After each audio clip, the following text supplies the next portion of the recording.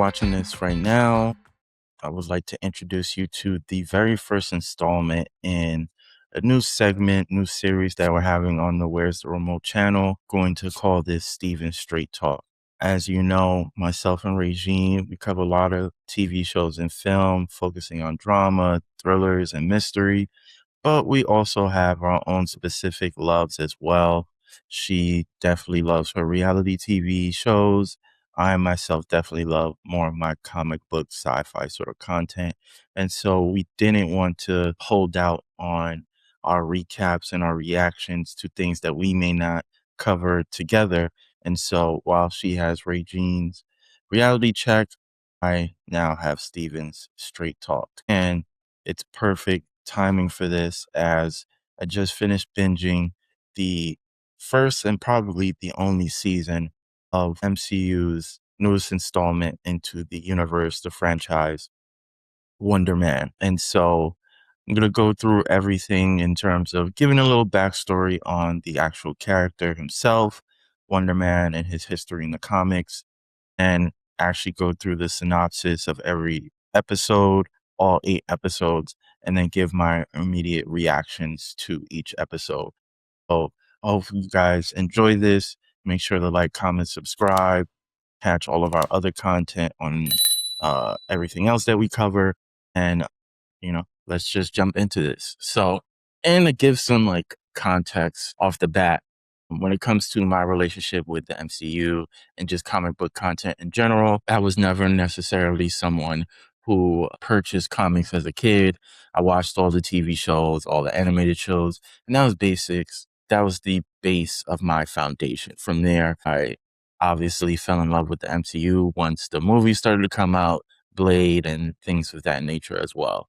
So a lot of my rationale of how things may play out in the MCU is all based off of the things that I may have saw in the animated TV shows. And obviously they're, over the years, done some more research, recently started purchasing comics as well. So I have some little understanding of the whole universe at large. Wonder Man is a new introduction to the MCU. I haven't seen this character previously. Obviously, this is basically, another origin story to a certain extent in the MCU. But let's start off with where the character originally come from. So from some comic backstory, and Williams was originally the son of a wealthy industrialist whose company was failing due to competition from Stark Industries. To save the family business, Simon embezzled money, got caught, and was bailed out by the villainous Baron Zemo. Zemo experimented on Simon with ionic rays, transforming him into Wonder Man, a being of pure energy with strength and vulnerability rivaling Thor or Sentry. Initially sent to infiltrate and destroy the Avengers, Simon ultimately sacrificed himself to save them, cementing his status as a hero. After being resurrected, which is the first of many times, Simon moved to Los Angeles.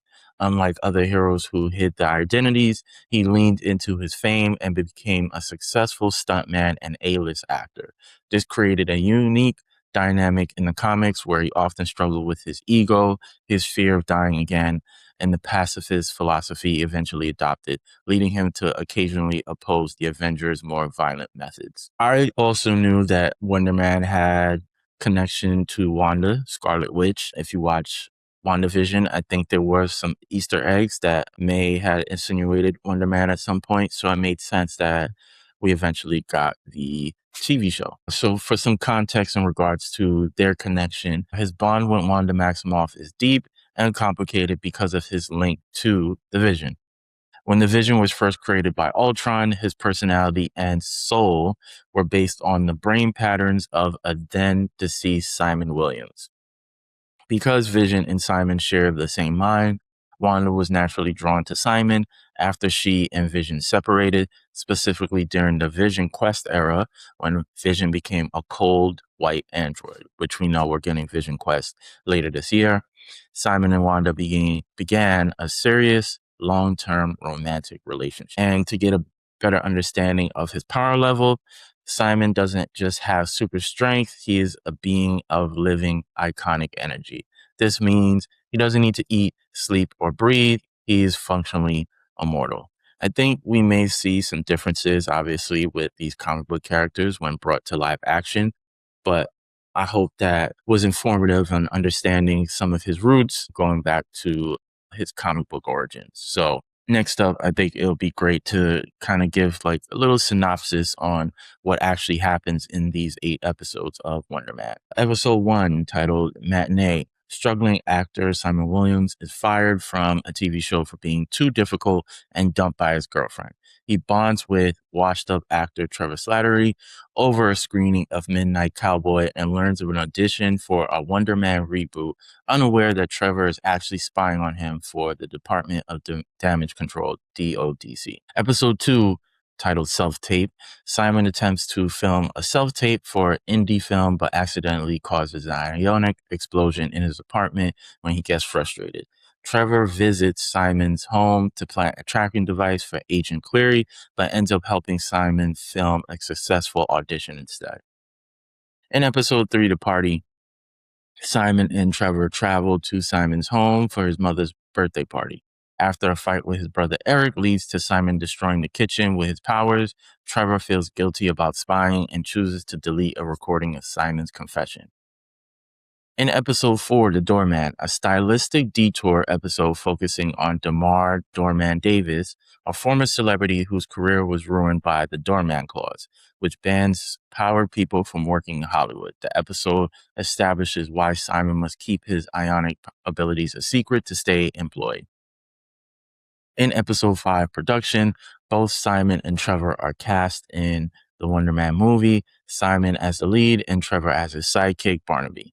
Simon struggles with the pressure of a big budget set and his growing feelings for his agent, Janelle, while the DODC tightens its grip on Trevor. In episode 6, The Stunt, during a complex action sequence, Simon's powers begin to manifest physically, causing him to accidentally injure a stuntman. Janelle begins to suspect Simon is hiding something, and Trevor is given an ultimatum: get hard evidence of Simon's powers or go back to prison. In episode 7, titled Kathy Freeman, Simon finally discovers Trevor's betrayal, leading to a massive emotional outburst that causes ionic blast on the movie set. The explosion levels the soundstage and knocks out power in the area, forcing Simon into hiding as the DODC declares him a major threat. The finale, episode 8, Yucca Valley. In the finale, Trevor sacrifices his freedom by recording a confession as the Mandarin, taking the blame for the set explosion to save Simon's career. Simon initially accepts the movie star life, but eventually realizes he can't leave his friend behind. He uses his powers to break Trevor out of a high-security DODC prison, and the two escape together as fugitives. So that is essentially a quick synopsis and recap of all 8 episodes of Wonder Man. Before I get into my immediate reactions, going into this series, I didn't necessarily have high expectations. With the little information that I did know about Wonder Man, I found it interesting that they had planned to do this. Obviously, this is in the previous MCU, I want to call it workflow era. They were kind of treating TV shows as movies instead of the traditional ways that studios have shot TV shows before. And so with that on top of the need for new content to be created and released because of Disney Plus launch in 2019, I believe, it was definitely something that gave me a eyebrow raise of like, do we really need this? Like, his story, from the little that I knew, wasn't necessarily something that I felt really needed a TV show, especially knowing how we didn't have any previous appearances of him. There was a lot of ambiguity in terms of what Wanda was going to be up to post WandaVision, post Multiverse of Madness. So it was kind of like, if his main storyline is his interaction with Vision and his interaction with Wanda, and we don't necessarily know where either of those characters are. What will they going to tell with this story? Then, from a casting I think there is a sense of, depending on who it is and what the situation may call for, I think there may be instances where it's like if we've seen one person in one universe, we may not necessarily want to see them in another universe.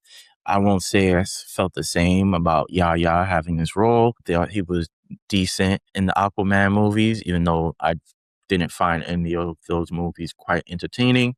So I was like, all right, I'm not mad at him getting another chance and seeing what he could do with it this time around. So with that being said, yeah, I came in with little to no expectations, having known very little about the character itself, and didn't really necessarily knew what direction it was going to go in until the trailers were released. And then obviously, they were sticking to the roots of like him wanting Simon being an actor while being powered and like how he navigates those things. And the one last point I'll make before I'll jump into my immediate reactions based off the episodes. I think probably one of the more controversial things to ever happen in the MCU was obviously in Iron Man 3, where if you read the Iron Man comics or if you even watched the Iron Man show from the 90s, we all knew that the Mandarin was basically Iron Man's greatest foe.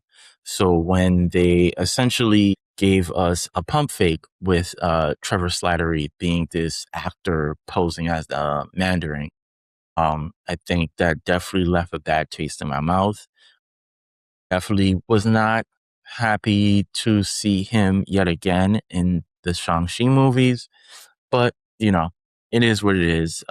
I don't think I'll ever let that go, but I'm all for actors, getting paid and getting gigs. So it is what it is.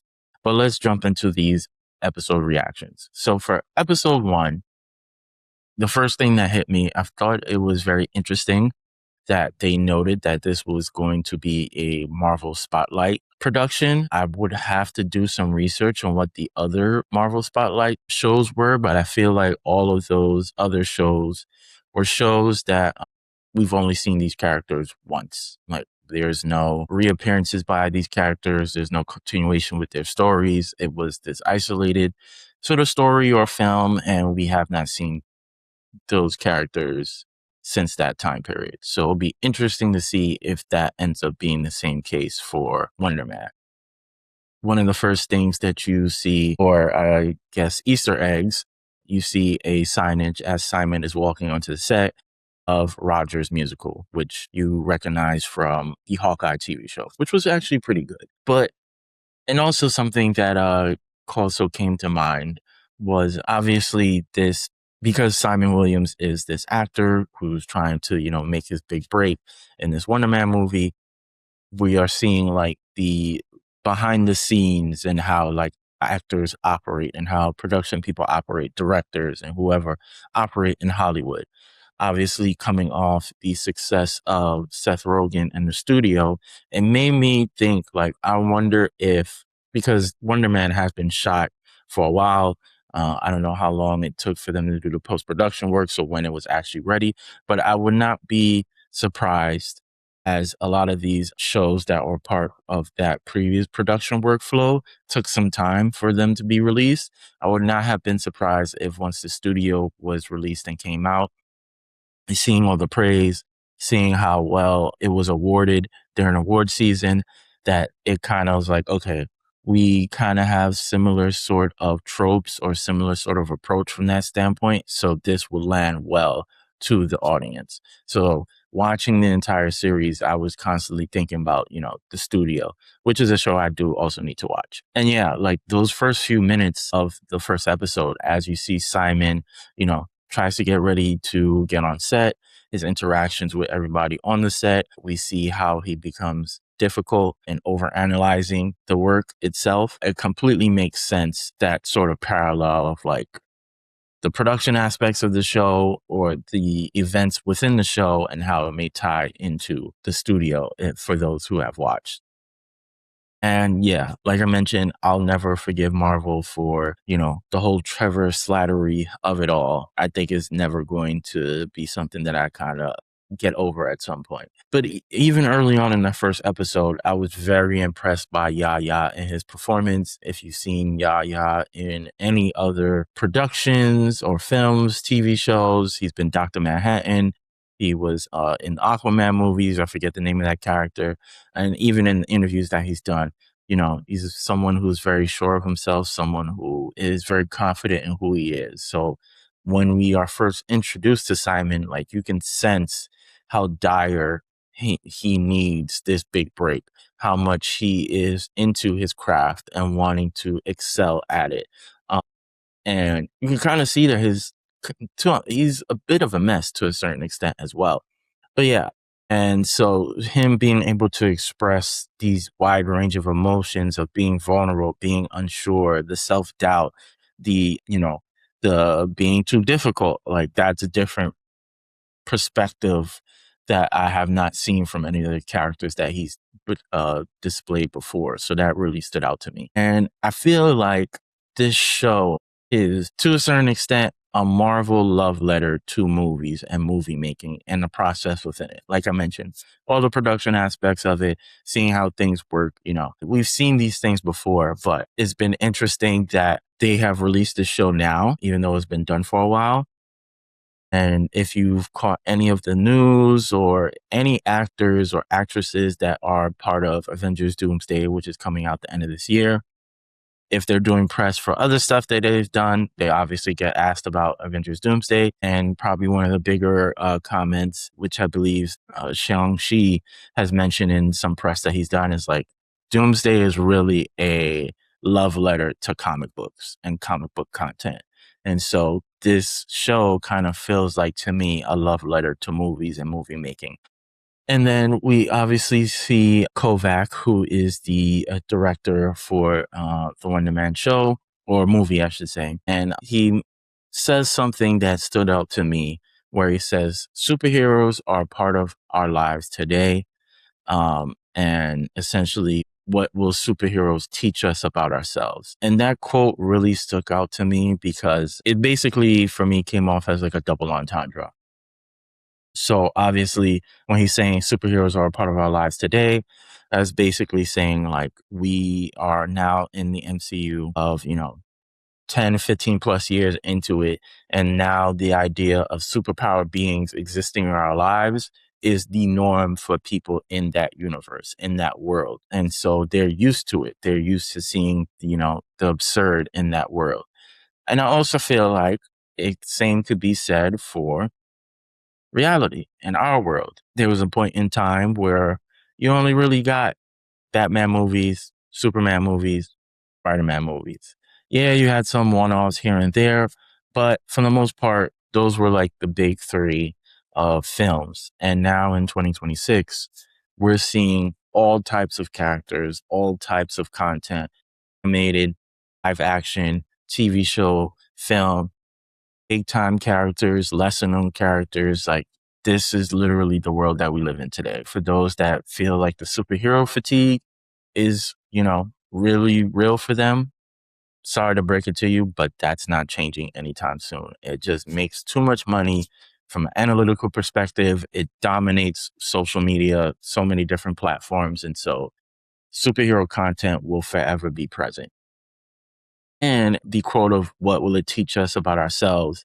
I think there are times, or maybe early on, I don't know if people may feel like that now, but I feel like early on, when it came to these comic book movies and superhero content, it was kind of like, oh, that's for the kids, or that's for teenagers. It's about the action. There's really nothing more from that you can really take from that sort of content.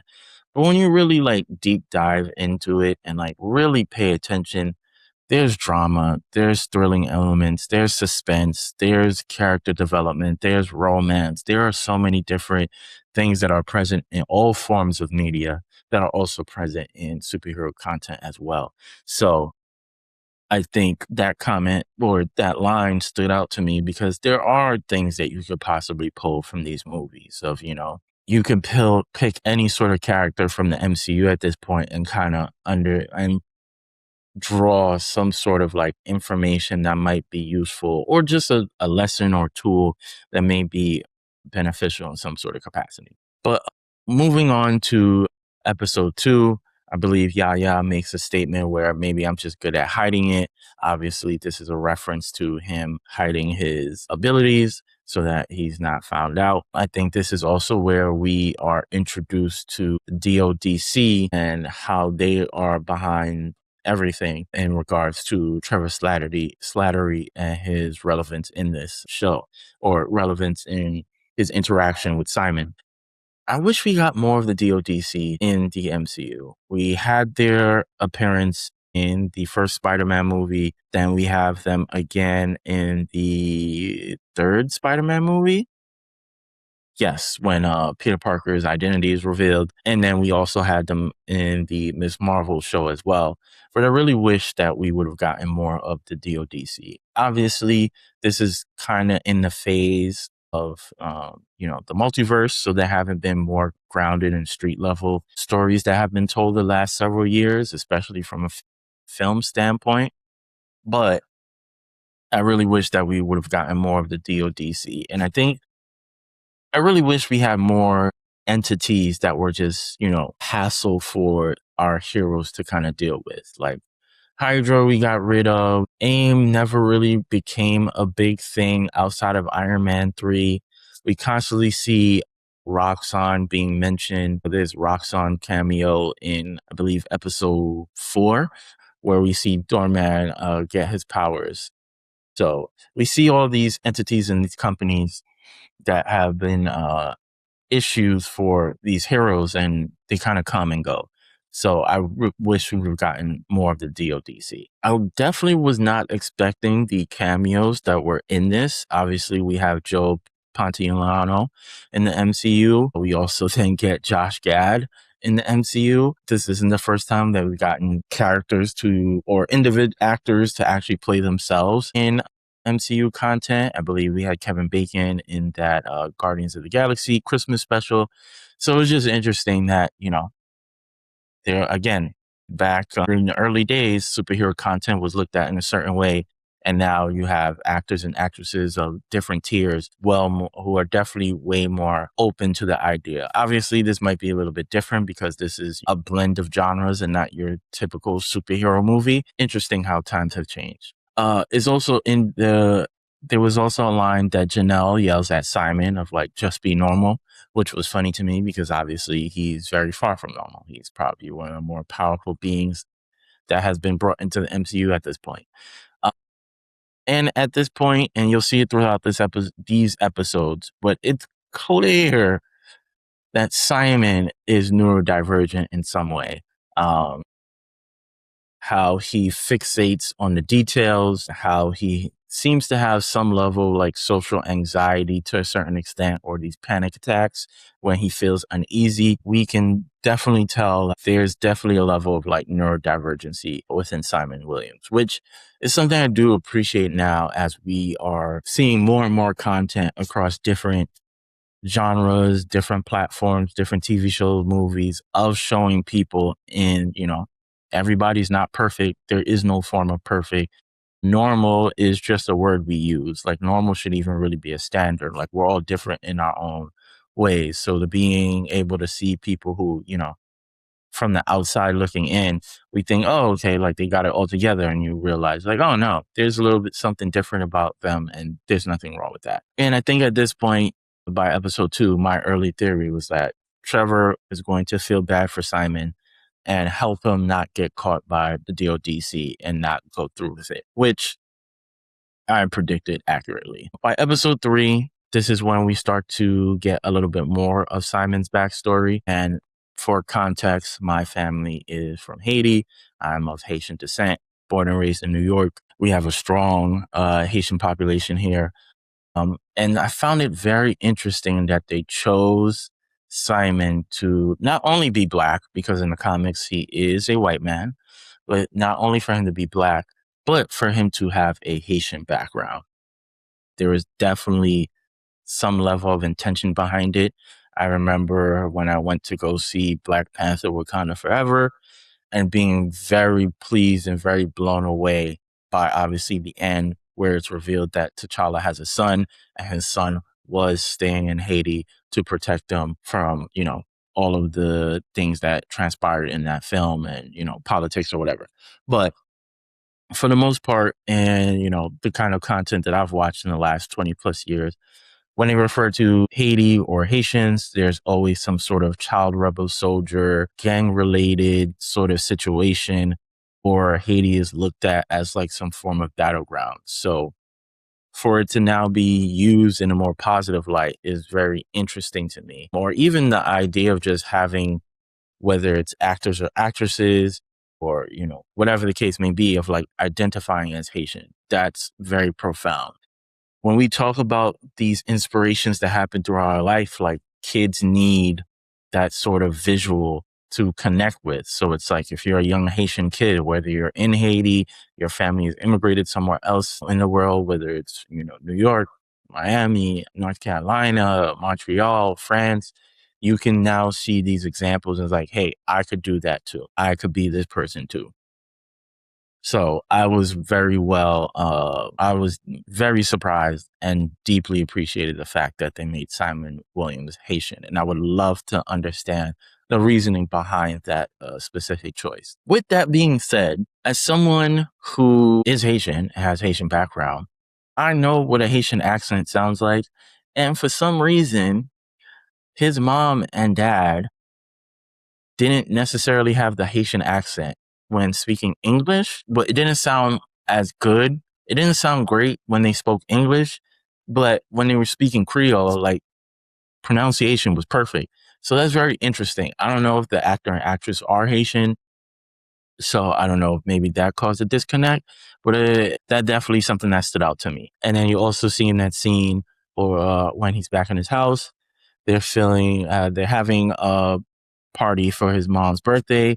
And as the guests arrive, they're dropping items into the bin to send to Haiti, which again, another very intentional choice in that scene. If you're anybody who has Caribbean roots, if you live in New York, or I'm sure in other areas as well, that is a very common occurrence of getting these bins, filling it with supplies to send back home to family members or friends who are less fortunate and don't have, food on a consistent basis or clean clothes or things of that nature because the state of the country. And so I thought that was very well done and very intentional on their part of like showcasing like how they're really being authentic about being these Haitian characters. And with that being said, I know I brought this up earlier with the accent thing. It's funny because we then see Trevor start to try to get information from, I believe it's one of Simon's aunts, and her accent was way better in comparison to the mom and the dad. So that was just something that just stuck out to me. And then moving on to episode 4, I'm not going to lie. This episode was definitely a hard detour, which completely threw me off. And so at first I was like, what the fuck is going on? Like, this is throwing me completely off.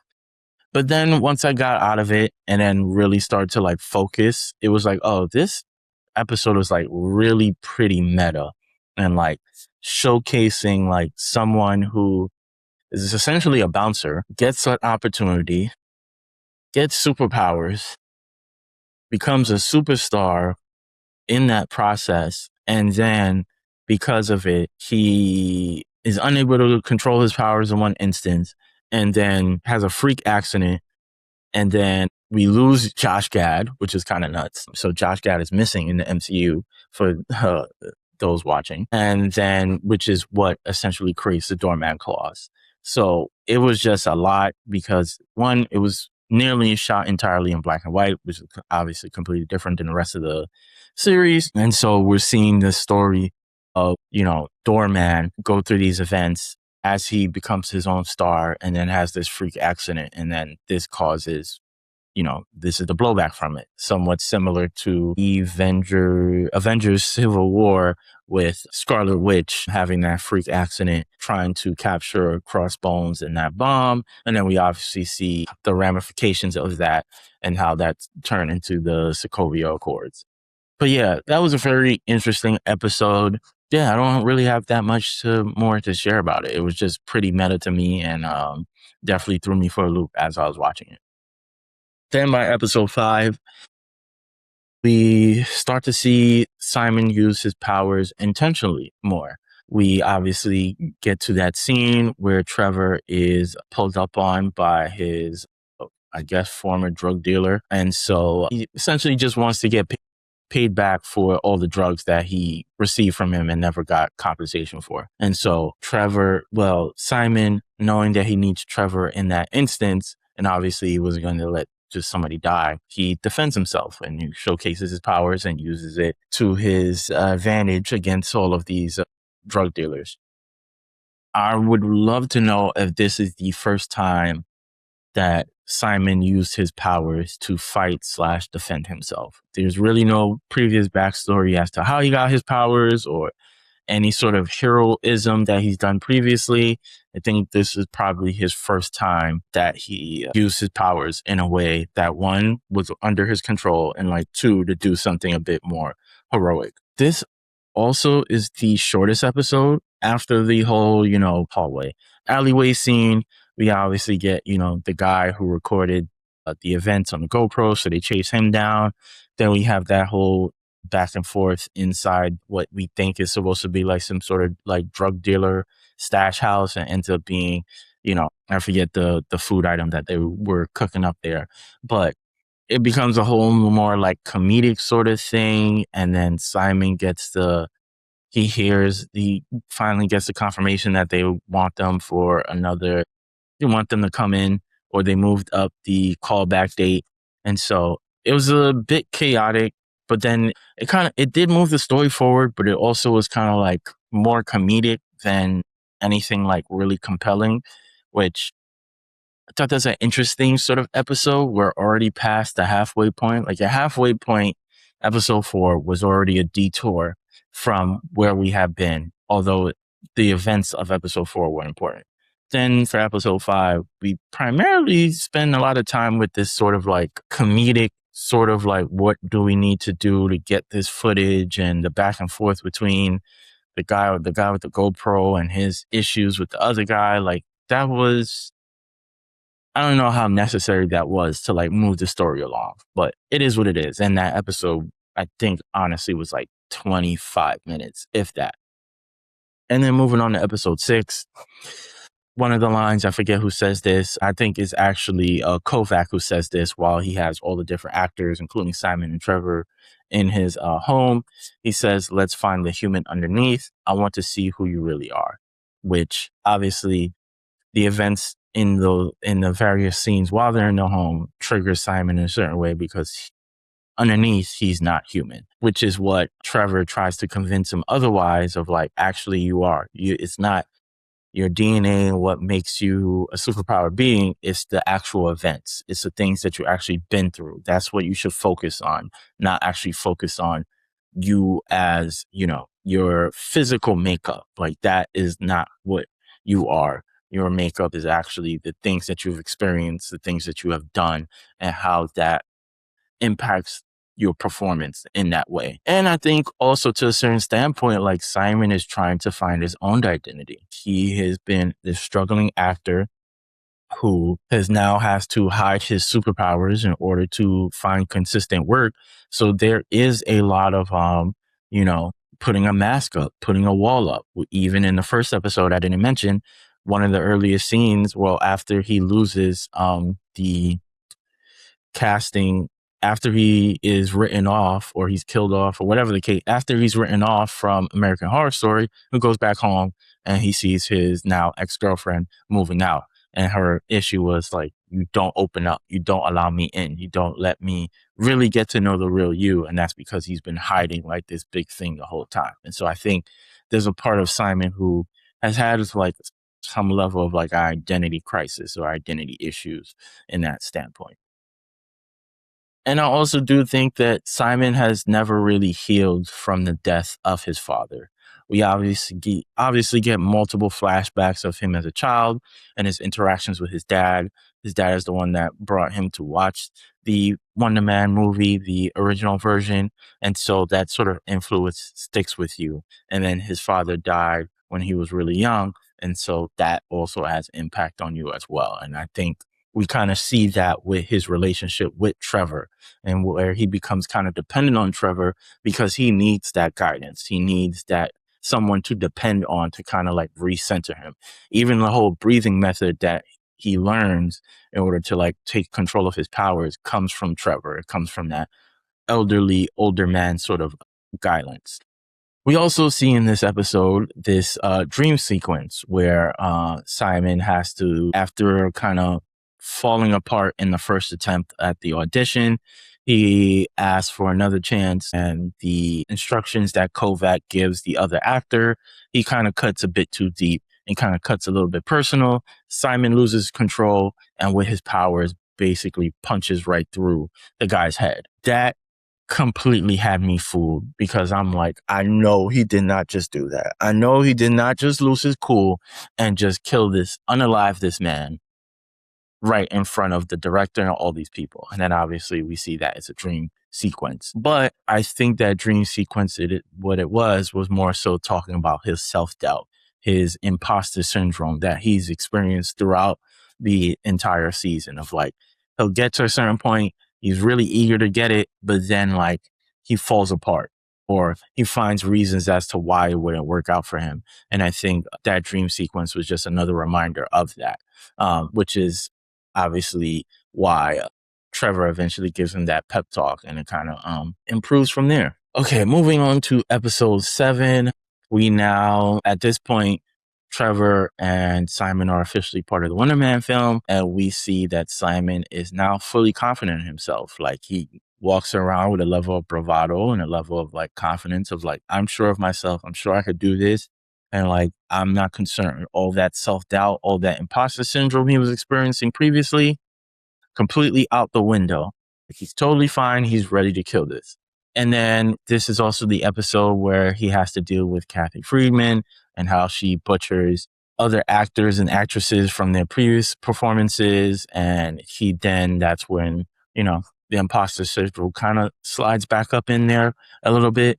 And so she has already told him that she's going to like speak to people that have an understanding of who he is outside of what he does for work. And so she confirms that she's going to go speak to his ex, in which he eventually meets up with his ex, trying to not necessarily reconcile. I don't think he came with the intention of reconciling, but he eventually does. But he definitely came with the intention of like getting ahead of the conversation. But we now know that Viviana already met with Kathy at that point. But as they are having the conversation, and she confirms that she didn't say anything crazy, but they have this conversation, and she says to him, I hope one day you can find someone you can trust, someone you can be yourself with. And that, when I heard that line, that immediately made me think about the Wanda love angle that may possibly happen in the future if they were to go down that route, since that was something that originated in the comics. And, like they say in the comic book world, nobody's dead forever. So nobody is 100% certain that Wanda Scarlet Witch is dead. And again, with this episode kind of being a focus on Kathy Freeman and how her influence can impact his career, it made me think about the idea of how we as a society give way too much power to critics. Even someone myself, I guess I could be considered a critic because I'm giving my opinion about the stuff that I'm watching. And so I think we sometimes give too much power to people, and like we then allow them to influence how we may feel about things. And this could happen in the world of film and TV. This happens a lot in the world of culinary, places that we go eat, places that we shop, so many things that we kind of, instead of having our own experience, we rely on these so-called critics to kind of dictate for us. And so it kind of reinforced that whole episode. And then we obviously end the episode with, Simon losing his cool and his ionic powers essentially blowing up or damaging the entire studio set of Wonder Man. And up until this point, we have seen him use his powers to a certain extent. Obviously there was the huge, I don't know, I don't want to call it a crack, but almost the complete destruction of his wall in his apartment. We see how liquid items are impacted by his powers, but this was like the first scene, and even like his super strength to a certain extent in the alleyway scene, but this was like the first real big display of how his powers worked on a more grander scale, and I absolutely loved that, especially since, we've been introduced to so many characters in the MCU thus far. I'm not going to say all of their powers are somewhat similar, but a lot of it has been to a certain extent. A lot of super strength, a lot of, lasers, this, or, firing of that. So for us to finally see something a little bit different, it was definitely something I appreciate. And then going into the finale, we obviously get the Trevor feeling guilty about said situation. He basically sacrifices himself, confesses to being the Mandarin again, and being responsible for the explosion in the studio. Like I said throughout this video, or in the beginning part of this video, don't love the whole Trevor Slattery Mandarin thing. So to kind of reintroduce it again, honestly don't know how I feel about it. I'm not going to butcher it as much, but it was kind of like, all right, we're doing that again. Cool. Anyways, Trevor gets locked up by DODC, but they confirm that they're still going to be focused on Simon. At this point, Simon is aware of this, and then I believe it's Kovac. Kovac has confirmed he still wants to shoot regardless if the studio has been damaged and do something else. And then that's when we finally get the big suit reveal. If I'm not mistaken, the suit looks pretty nearly accurate to the suit in the comics, just, different color palette. I think the suit looks really, really good. And then after that, we then see, him attending his own movie premiere. And I think Yahya looks absolutely amazing in his whole red suit attire. That might be something I might pull off in the future. Who knows? Yeah, thought it was good. And then that's basically the end of the Wonder Man story from that sort of standpoint. We then get to Simon is then doing. He assumed that I don't think it's not method acting, but you do hear actors and actresses when getting ready for a role, they may spend some time with locals, doing some sort of research, some studying as they prepare for a role. I know for like Snowfall with Damson Idris, rumors may say he might be our next Black Panther. I know for Snowfall, he spent X amount of time in LA, in like the streets of LA, learning LA culture, trying to get his dialect down, obviously, because he's from the UK, and really submerging himself into the cultures so that when he performs as Franklin Saint, it is as believable as it possibly can be. So we catch up with Simon accompanying this man, and he's living in some sort of rural part of, I don't know where exactly it is, but some rural part of California, we believe, wanting to tag along, follow him, gain his trust, and like understand who he is as an individual on a day-to-day basis. We see that he doesn't provide him much information about what is the actual movie that he is preparing for. Like he just says, hey, I'm going to follow you, understand your day to day or whatever, but I can't really tell you about the film, and you can't really tell anybody that I'm doing this or whatever the case may be. As a consumer, I'm thinking this is 100% authentic because this is what some actors and actresses do. We then get to the part where he's like, hey, I had to pull some strings so you could actually come to work with me. We then start to find out that this guy is one of the security guards or whatever, or at the DODC. And so it immediately clicks like, oh, he is going to free Trevor out of the DODC. Now that I'm thinking about it in the moment, I don't know if we needed a big fight scene to like a full display of his powers, of like what he's actually capable of.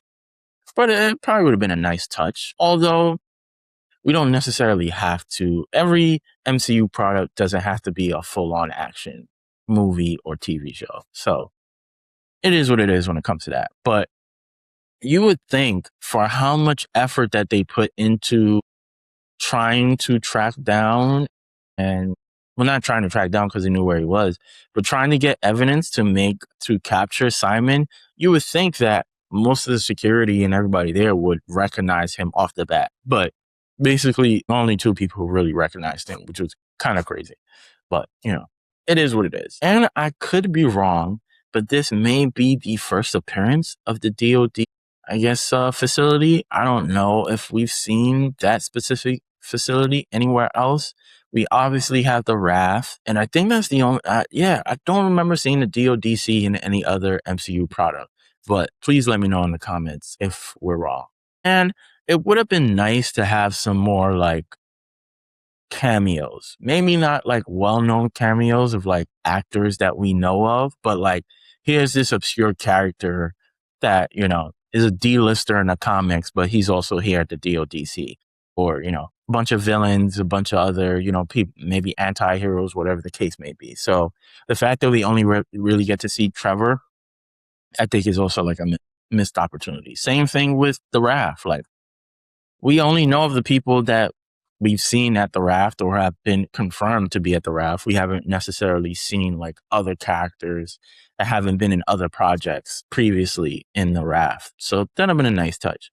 But the series ends with him freeing Trevor and then flying for the first time in the series and escaping. Thank you for sticking with me through this entire thing because I know this was long. I think it was solid. I wouldn't say it was like the best MCU Marvel television show that they've released thus far. I still think WandaVision, aspects of Loki, even Hawkeye were definitely better in comparison. But those were also shows that had a different focus.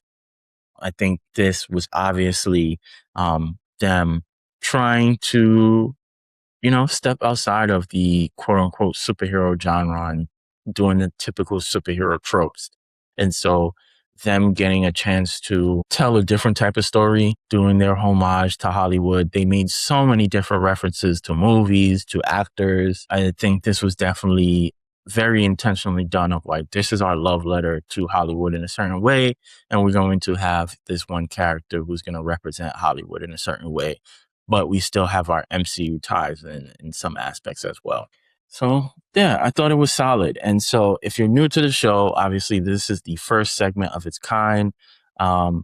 We at the Where's the Remote channel do a rating system of remotes. And for this, I give this a solid, strong 3 remotes out of 5. I thought it was intriguing. I thought Yahya's performance was absolutely astounding. All the different feelings and expressions he was able to display was really like captivating for me. And so, I thought it was a solid piece of TV. It'll be interesting to see how it fares to other critics and the general audience as well. And like I mentioned before, it'll be interesting to see if we see this character again. Probably not going to see him in Doomsday. Probably not going to see him in Secret Wars. Who knows if we'll see him in properties or films outside of this.